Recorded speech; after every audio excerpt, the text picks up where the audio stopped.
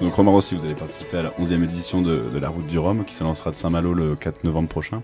Dans quel état d'esprit êtes-vous à quelques jours du départ? Donc je suis aujourd'hui un peu stressé. Clairement, on se rapproche du 4 novembre, on est à 12 jours du départ, je décompte.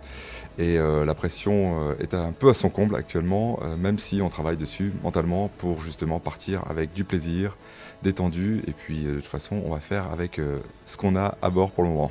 Et on travaille, c'est-à-dire que vous travaillez avec une équipe derrière vous là actuellement?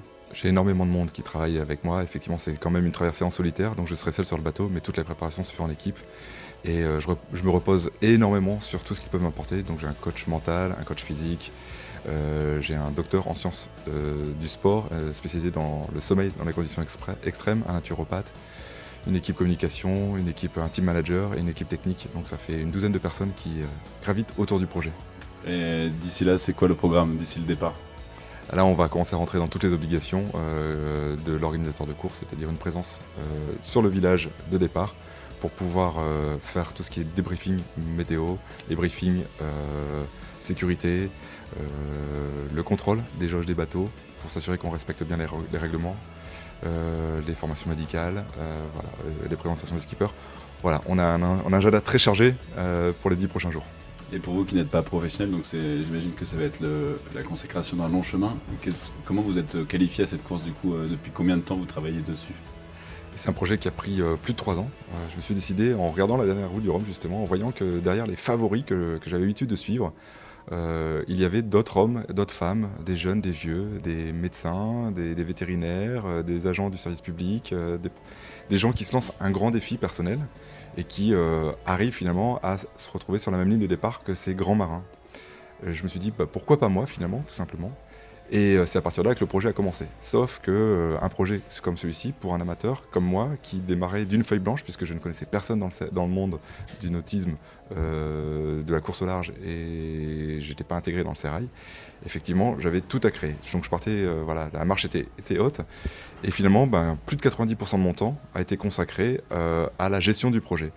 Donc c'est avant tout l'entrepreneur qui part, plutôt que le marin. Ouais.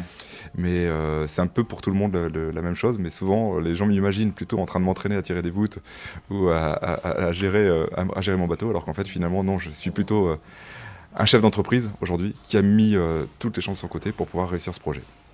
Et y a-t-il eu justement des moments où pendant tout ce chemin vous avez eu envie de baisser les bras parce que vous n'avez pas de réponse ou parce que vous n'arrivez pas à créer justement votre budget par exemple?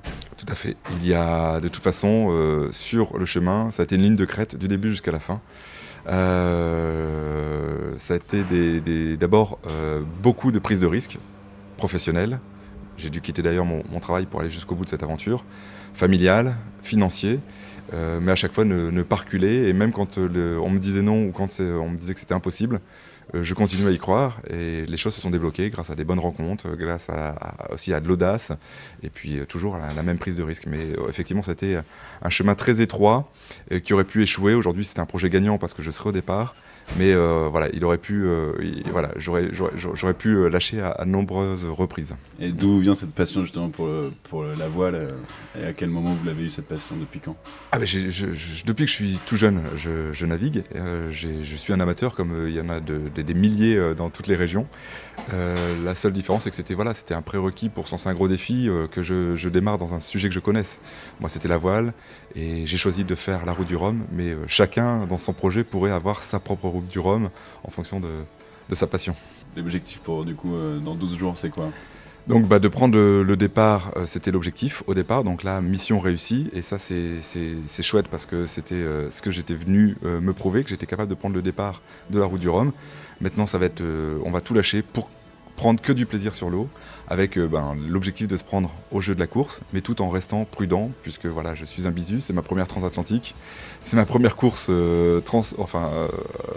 offshore en solitaire, et en plus de ça je suis en compétition, donc on va quand même essayer de faire ça proprement, et donc une sortie de Manche en toute sécurité, au milieu de 124 bateaux, tous les accompagnants, donc il va y avoir du monde, le trafic maritime également, les pêcheurs, donc il va falloir vraiment faire attention jusqu'à ce qu'on soit sorti de la pointe de la Bretagne. Et puis après un passage de golfe du Gascogne, on va dire en étant prudent, puisqu'on va avoir quelques systèmes météo, certainement 1 ou 2 dépressions à passer. Et puis après on lâchera un peu les chevaux en fonction du positionnement quand on arrivera sous les tropiques.